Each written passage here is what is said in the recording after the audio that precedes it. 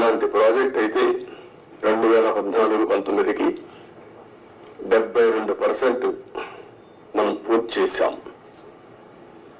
అయితే నేను డీటెయిల్స్ ఈరోజు పోవడం లేదు, మెరిట్స్ మళ్ళీ మాట్లాడతాను. కానీ బాధ అంతా ఏంటంటే ఆ డేట్స్ కూడా మీకు మళ్ళీ ఇస్తాను నేను, మీరు కూడా స్టడీ చేయాలి. ఈ రాష్ట్రంలో ప్రతి ఒక్కరు కూడా అర్థం చేసుకోవాల్సిన అవసరం ఉంది. ఒక వ్యక్తి రాజకీయాలకి ఉండదగ్గ వ్యక్తి కాని వ్యక్తి రాజకీయాల్లోకి వచ్చి రాష్ట్రానికి ఒక శాపంగా మారి, ఎందుకు నేను ఈ మాట వాడుతున్నానంటే ఇది ఒక ఉదాహరణ.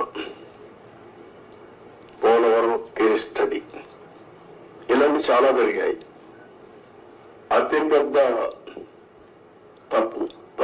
తప్పు కాదు, తప్పు కంటే కూడా ఒక శాపంగా మార్చేశారు ఈ రాష్ట్రానికి. మామూలు కాదు ఇది, క్షమించరాని నేరం కూడా. ఒక చిన్న తప్పు చేసేది అనుకుంటాం, అలాంటి పెద్ద ఇది చేసి డయాఫామ్ వాల్ ఇక్కడుండే ప్రెస్ లో మీరు చాలా మంది ఉంటారు. నేను దగ్గర 30 సార్లు వచ్చే 31సారి ఈ ప్రాజెక్ట్ కి. నా మనసంతా ఈ ప్రాజెక్ట్ మీద ఉంటుంది.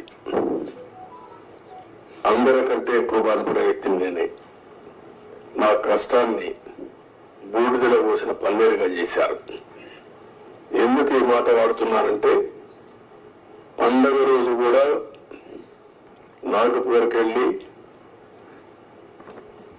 ఇప్పుడు గట్కర్ అక్కడ ఉంటే వాళ్ళ ఇంటి దగ్గర ఉంటే పోయి ఆయనతో మాట్లాడి, అదే మాదిరిగా అప్పుడు ఉమాభారతి మినిస్టర్ అంటే ఆవిడని కన్విన్స్ చేసి ఎక్కడ ఎలాంటి అడ్డంకులు లేకుండా అన్ని అడ్డంకులు, ఇక్కడ కూడా ఒకసారి 2 సార్లు అయితే ల్యాండ్ ఎక్విజిషన్ వీళ్ళంతా కూడా కొంత ట్రబుల్స్ క్రియేట్ చేస్తే వాళ్ళందరినీ పిలిపించి నయానా భయానా చెప్పి వాళ్ళకి కన్విన్స్ చేసి వాళ్ళకు లిబరల్ గా రీహాబిలిటేషన్ కానీ రిలీఫ్ కానీ ఇచ్చి మొత్తం చేశాం. వీళ్ళు చేసిన పని మీరు చూస్తే ప్రభుత్వం వస్తానే రివర్స్ టెండరింగ్ అన్నారు. వచ్చిన వెంటనే అదే రోజు, ఒక మాటలో చెప్పాలంటే సేమ్ డే ఏజెన్సీని మార్చేస్తామని చెప్పి స్టేట్మెంట్ ఇచ్చారు. 4-5 రోజుల్లో ఇక్కడి నుంచి ఏజెన్సీని వైండప్ చేసి బయట పంపించారు. ఉండే స్టాఫ్ అంతా మార్చేశారు. ఆ ప్రిన్సిపల్ సెక్రటరీ, ఇంజనీరింగ్ చీఫ్ అందరినీ మార్చేశారు. అక్కడి నుంచి ఎవ్వరికి తెలియని వ్యక్తులు పెట్టేశారు. ఇక్కడ 19-20 వరదలు వచ్చాయి. గోదావరి వరదలు వస్తే ఎంత తీవ్రంగా వస్తాయో మనందరికీ తెలుసు. 2 సార్లు వరదలు వచ్చాయి. మొత్తం మీరు చూస్తే దగ్గర డయాఫామ్ వాల్ 4 చోట్ల బ్రీచ్ అయిపోయింది. 35% డ్యామేజ్ అయింది.